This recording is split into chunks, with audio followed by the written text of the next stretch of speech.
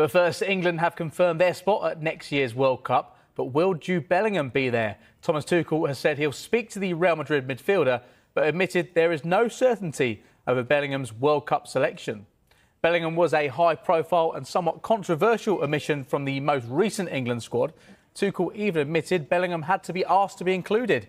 And the England boss was adamant there is no personal issue between him and the pair. The pair haven't met face-to-face since June, when Tuchel apologised for saying his mother is sometimes repulsed by Bellingham's behaviour on the pitch. So asked if he'd speak to Bellingham ahead of November's camp, Tuchel said, "I guess so, why not? Of course, he is a big player, an important player.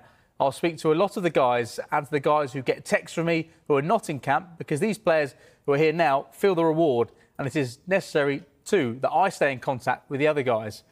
I don't doubt if we invite them, then we are sure that they will buy in. Otherwise, we will not invite them.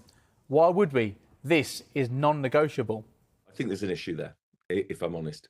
I think that basically, to be very, very clear, I just think that the sort of kind of Tuchel's remarks back in June about, some of his antics on the pitch being repulsive, his mother found them repulsive, was, a step too far. It was a clumsy choice of words. He's apologised for it now, but I do think that it has had, consequences. You're going to be upset.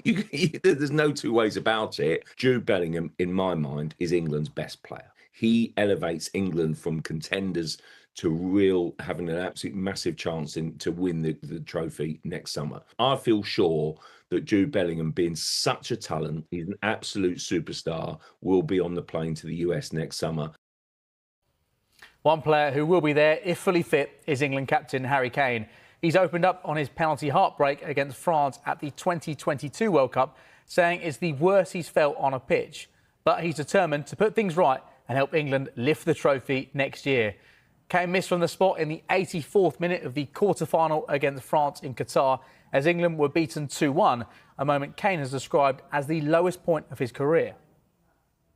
On that penalty miss, Kane said this: "I'd say that was probably the worst that I felt in any moment.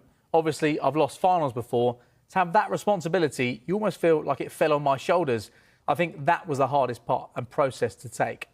I always try to learn from those moments. After that penalty, I went 31 without missing.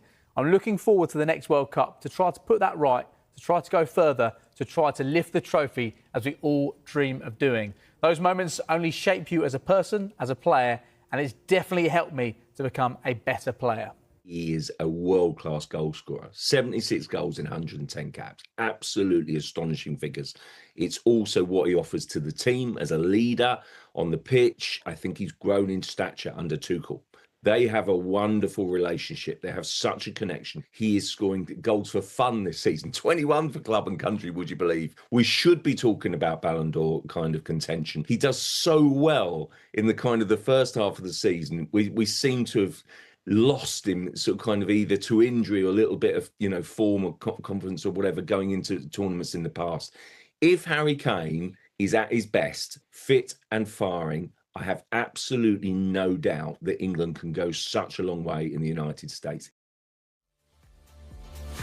Well, you can see Harry Kane in action this weekend in Der Klassiker as Bayern Munich take on Borussia Dortmund.